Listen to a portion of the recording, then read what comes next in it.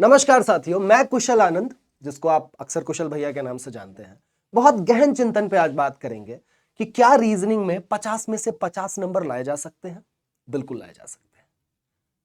तो क्या वो स्ट्रैटेजी होना चाहिए, क्या रणनीति होना चाहिए, किन बातों का आप ध्यान रखें कि ये जो गोल है इसको अचीव करें। And to be very honest, ये डुएबल है, इसको किया जा सकता है। सो आज हम जानेंगे how to score 50 out of 50 in reasoning section. Okay, तो कुछ बातें हैं जिसपे डिस्कशन की आवश्यकता है। आइए शुरुआत करते हैं। सबसे पहले topic wise weightage of reasoning section. एक ओवरव्यू आप देखें तो एनोलॉजी से 2 से 4 सवाल, क्लासिफिकेशन 3 से 4, पजल 2 से 3, डायरेक्शन 1 से 2, कुछ इस प्रकार के। कहीं ना कहीं वो हर 17 से 18 जो टॉपिक हमारे सिलेबस में दे रखे हैं, हर से एक सवाल, 2 सवाल, डिपेंडिंग अपॉन एग्जामिनेशन। मैं एक स्पेसिफिक एग्जाम की बात नहीं कर रहा हूं। एसएससी की कोई भी एग्जामिनेशन आप उठा लीजिए, एसएससी 6 से 7 परीक्षाएं लेता है, जैसे SSC, JE, CGL, CPOC, HSL, MTS, steno, ये सारी परीक्षाओं में कहीं ना कहीं यही वेटेज आपके क्वेश्चंस के मिलते हैं। अब इनको कैसे आप संपूर्ण रूप से पा सकते हैं, तो एक ग्राफ के थ्रू इसको समझिए कि 4 स्टेप्स हैं इसके, बहुत सिंपल स्टेप्स। पहला, understanding the basic concepts. Basic concepts, concept की मैं बात कर रहा हूं ऑफ ईच टॉपिक। हम यूजुअली ट्रिक के पीछे भागते हैं। मैं कहूंगा trick is a secondary thing, the primary thing is concept. Vajpayee ji की सरकार गिर गई थी, बहुत पुरानी बात है, संसद में रो पड़े थे और उन्होंने कहा सरकारें आएंगी जाएंगी, देश की उन्नति होनी चाहिए। और आज हम उनको बहुत ही एक महान और हमारी भारत की संस्कृति कह लीजिए और इस संविधान को आगे बढ़ाने वाले बहुत सही नेता के रूप में उनको हम जानते हैं।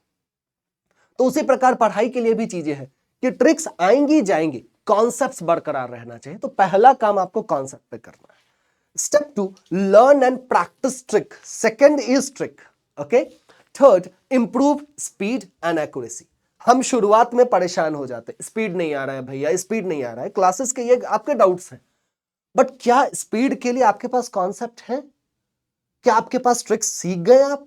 तब कहीं जाकर के आप स्पीड और एक्यूरेसी की बात कर पाएंगे। The fourth part, practice mock test and previous year paper. Very important.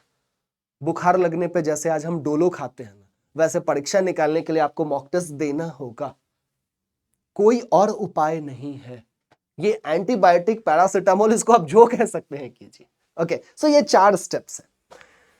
Time management, again the second doubt which you all have, समय कैसे मैनेज करें? जॉब कर रहे हैं, इतनी क्लासेस होती हैं, यूट्यूब पे क्लासेस होती हैं, ऐसा होता है यूट्यूब पे 1000 चैनल्स हैं, आप सबके से तो क्लास नहीं कर सकते।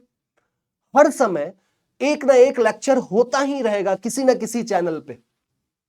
आप एक स्पेसिफिक चैनल की बात करें, सुबह से लेकर के रात तक उस पे क्लासेस होते रहती हैं। आपको यह समझना होगा क्या हर क्लास आपको करना जरूरी है? हर व्यक्ति अलग है। वो मैं अक्सर कहता हूं ना कि never compare yourself with anyone, if you do so you are insulting yourself. आप अपनी बेइज्जती करवा रहे हैं। तो हर क्लास आपके लिए जरूरी नहीं है। आपको समझना होगा इस बात को, अपने आप को आंकना होगा कि कौन सी क्लास आपके लिए जरूरी है और कौन सी नहीं। You will have to pick. तो टाइम कैसे मैनेज करें? सारी क्लासेस करेंगे, टाइम मैनेज नहीं हो पाएगा। तो एक छोटी सी बात है, पिकअप करना शुरू कीजिए, आपके वीकर और स्ट्रॉन्गर एरिया को समझिए। तो कुछ पॉइंट्स में मैंने लिखा है, the reasoning section can be lengthy, मैंने कैन का यूज किया है, and time consuming at times, हमेशा नहीं, कभी कभी। There are some tips to manage your time, analyse your weak and strong areas and learn to manage your time accordingly in the examination. This is very important. The time allotted to the section should be according to your weaker and stronger section. अब weak और strong area हर का भिन्न हो सकता है। Okay, the reasoning is usually not time taking, usually time taking नहीं है, but you can get stuck in few questions like puzzle, sitting arrangement, ऐसे थोड़े से लेंथी टॉपिक्स में आप कभी कभी स्टक हो जाते हैं। So to practise for these topic is a must. जितना ज्यादा प्रैक्टिस करेंगे, puzzle, sitting arrangement test match है, 2020 मैच नहीं। You can get stuck in any question, simply skip it. अगर किसी भी क्वेश्चन में स्टिक कर जाए तो स्किप कीजिए, सांड मत बन जाइए कि तू बनेगा कैसे नहीं। ये सबसे बड़ी समस्या है। देखिए, एग्जामिनेशन के क्वेश्चन कुछ इस पैटर्न में सेट किए जाते हैं एग्जामिनर कि पहला क्वेश्चन अगर आपने 30 सेकंड में बनाया तो दूसरा क्वेश्चन आप 27 सेकंड में बना देंगे। ये 3 सेकंड का लीड आपके दिमाग को बहुत शांत खुश कर देता है। तीसरा सवाल 25 सेकंड में बनता है, आप फिर से खुश हो जाते हैं। चौथा सवाल शायद आपसे 1 मिनट में ना बने। अब ये गलती थी, हमने 59 सेकंड से ज्यादा किसी क्वेश्चन को देना ही नहीं है। लगेगा कि अब बन जाएगा, अब बन जाएगा, छोड़िए, आगे बढ़िए। Skipping is very important. Okay, जैसे एक्सरसाइज में skipping is very, same goes for examination as well. हर सवाल बनाने के लिए नहीं है, पढ़ना जरूरी है हर क्वेश्चंस को। You do not have to solve all the questions. Okay, you may revisit the question once you are done with the solution of the paper. आप बाद में जाइए ना, ऑनलाइन एग्जामिनेशन में मार्क एज रिव्यू का option है, तो उसका फायदा उठाएंगे हम। Okay, speed and accuracy again, the second thing which you have. So speed plays an important role since questions can be tricky to understand at times. लेकिन speed के लिए मैंने कहा कि स्पीड तक जाने के लिए आपके कॉन्सेप्ट्स और ट्रिक्स बरकरार होने चाहिए। You need to be sharp while attentive these questions to ensure high accuracy. Practicing lot of mock tests will improve. ये देखिए, practicing lot of mock tests will improve in increasing the speed. Each wrong answer, this is बहुत बड़ा नुकसान, can prove to be costly in your final score. हमें क्या लगता है 1/4 number चला जाएगा? नहीं, नुकसान बहुत बड़ा है। अगर एक क्वेश्चन को सही करने पे 1 नंबर मिलने हैं और गलत करने पे 25 पैसे, मतलब 1/4 0.25 मार्क्स जाने हैं, तो आपका टोटल नुकसान 1.25 का है। 1 नंबर उसके सही करने पे मिलने थे, वो भी नहीं मिले, और 1 नंबर जो आपने कमा रखा है वो भी गवा दिया, तो 1.25 का नुकसान है। सोचिए कितना बहुत बड़ा नुकसान होता है। तो रॉन्ग आंसर्स से बचिए। सो जनरल डिस्कशन एंड टिप्स, क्या करना है इन चीजों के लिए? जो हमें रीजनिंग में 50 में से 50 लाना है, उसके लिए क्या डिस्कशन होना चाहिए, क्या टिप्स आपको मैं दे रहा हूं, देखिए इस पे गहन चिंतन करेंगे। Consistency is the key. ये बात आप बेहतर समझ पाएंगे बॉडी बनाने से। एक दिन 10 घंटे डंबल मारने से 16 का डोला नहीं बनेगा, बात समझ रहे हैं? बट 16 का डोला कंसिस्टेंसी से बनेगा। Same goes for study, consistency is very important. Make a time table, discipline बहुत जरूरी है, टाइम टेबल को फॉलो कीजिए। फौज को याद रखिए, फौज डिसिप्लिन से चलती है, और वहां एक हर चीज का एक निर्धारित वक्त होता है। Follow the time table strictly, ये नहीं कि बस बना के सो रहे हैं, you need to follow it strictly. Attend the classes regularly, जहां आपको कष्ट लगे, आपको लगे we are lagging, you should search for that classes, YouTube पे पेड क्लासेस में जहां भी आप एनरोल्ड हैं, और उसको क्लासेस को रेगुलरली देखिए। Solve mock test on a regular basis, regular बहुत जरूरी है। सिर्फ क्लासेस कर लेना, टीचर ने ट्रिक सिखा दिया, टीचर ने क्वेश्चन बना दिया, नहीं होगा। टीचर आपके साथ रियल एग्जामिनेशन में नहीं जाएगा, वो you are the one who get, you have to appear the questions, you have to solve the questions. So until you start doing mock test on a regular basis, तब तक काम नहीं हो पाएगा। Second point पे अगर हम आए, while solving a mock question, focus on accuracy rather than speed. शुरुआत में स्पीड पे मत जाओ, टाइम मत देखो, टारगेट ये रखो कि भाई मुझे 10 सवाल हैं, 10 के 10 बनने चाहिए, 100 सवाल हैं, 100 के 100 बनने चाहिए, 50 सवाल बनने चाहिए, 25 सवाल बनने चाहिए। टाइम बाद में हम उस पर काम करेंगे। ओके, स्पीड कैसे आएगा? सी, स्पीड के लिए एक बहुत सिंपल सा फॉर्मूला है, accuracy plus consistent practice gives you speed. Speed ऐसे नहीं है, ट्रिक से स्पीड नहीं आएगा, एक्यूरेसी प्लस कंसिस्टेंट प्रैक्टिस से ही स्पीड आएगा।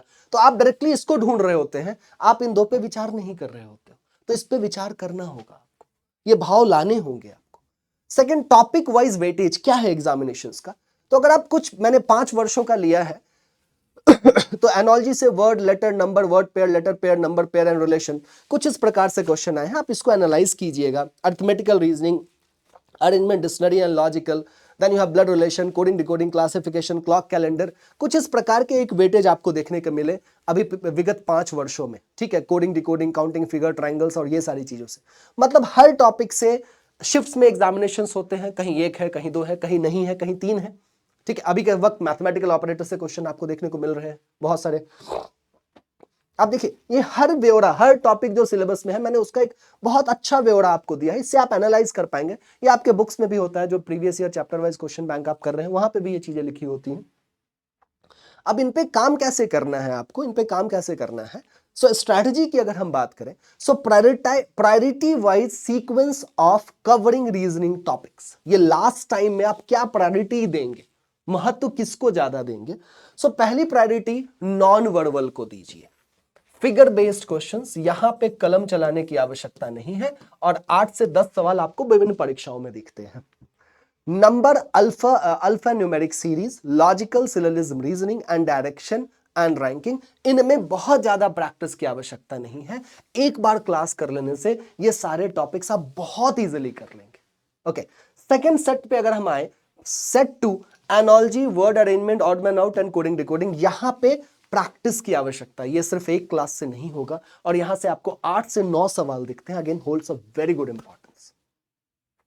थर्ड प्रायोरिटी सेट जो है, वहां से 4 से 5 क्वेश्चन आएंगे, Venn diagram, matrix and blood relation.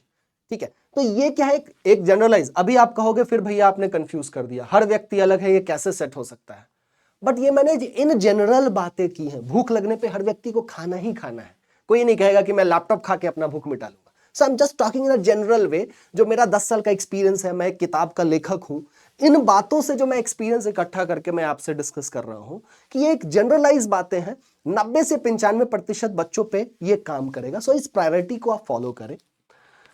Do स्वॉट एनालिसिस। अब ये क्या है, देखिए, student who have taken SSC examination earlier, दो कैटेगरी के बच्चे मुझे सुन रहे होंगे, एक जिन्होंने एसएससी के विभिन्न परीक्षाएं पहले दी हैं, दूसरे जो पहली बार अपियर कर रहे हैं।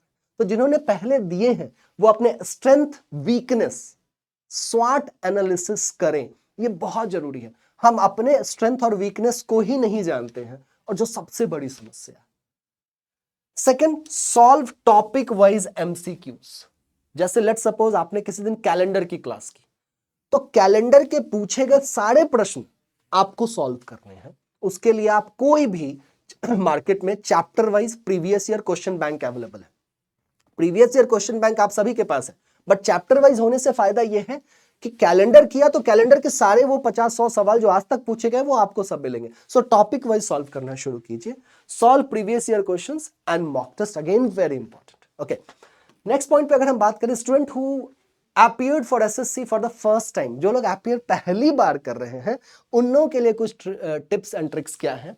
Start with basics, know the syllabus पहली बात, and plan accordingly your time table. Start watching the classes of basic concept, start preparing notes, self notes are very important. अभी के दौर में देख रहा हूं ना, बच्चे बस पीडीएफ इकट्ठा कर रहे हैं, टेलीग्राम में 4 चैनल पे जुड़ रहे हैं, व्हाट्सएप पे जुड़ रहे हैं।